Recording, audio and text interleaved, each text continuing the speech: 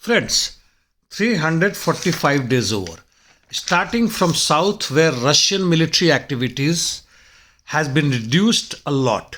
In Zaporizhia, the Ukrainian forces are strengthening their defense line on Orekhovsky and Polgovsky sectors, while in Kherson, the entire line of contact, both the armies are continuing their counter-attacks through artillery and other means of weapon systems.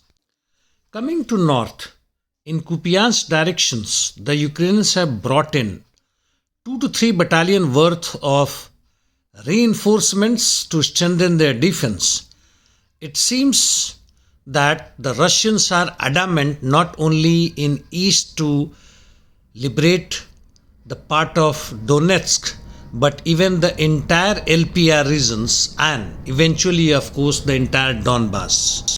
ISW has noted that the Russian military has increased their pace of attacks on many fronts in north. That includes Kremina, Mykolaivka, and towards Liman, the Russians carried out attack on Zhuravka Balka.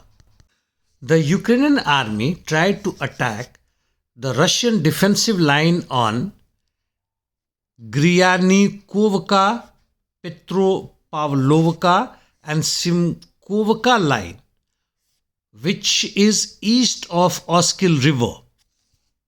The Russians have also increased their attacks on Swatovo side, while in overall, many of Russian attacks have been neutralized by the Ukrainian forces. Coming to northeast, there are indications, though unconfirmed, that the Ukrainian forces might be withdrawing from Belogorovka, which is an LPR region, and because it is surrounded by the three sides.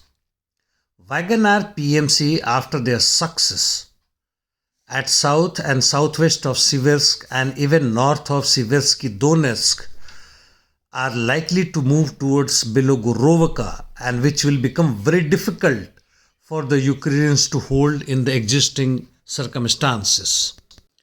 In east towards Soledar front, after collapse of Sako and Vanzeli villages, the PMC has further moved and captured Mykolaivka. Ukrainian forces have partially withdrawn from Krasnaya Gora, while they are able to hold Parasko-Vivka. In Bakhmut, PMC expanded its control zone marginally near Sinyat plant and advanced towards Dobrolyubov Street. Southwest of Bakhmut, the Russian forces have advanced on Chasov Yar Bakhmut highway, now which is less than 2 kilometers for them. In the meantime, Ukrainians have brought in their reinforcements towards Chasov Yar and Stupochki. They are in no mood to quit Bakhmut because it's going to be a major defeat for them, both psychologically as well as tactically and strategically. After capturing Mykolaivka or Mykolaivka, the Russian forces are advancing on Rozdolivka and Fedorivka, which is northeast of Bakhmut.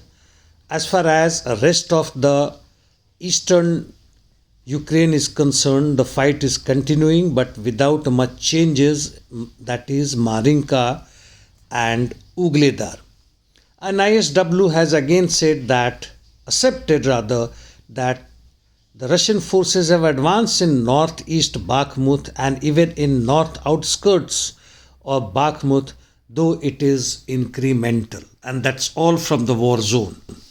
In one of the declassified information in USA, we come to know that Yeltsin, while talking to Bush in 1992, had told him that there are 11 million ethnic Russians reside in Ukraine and they are in majority in Crimea.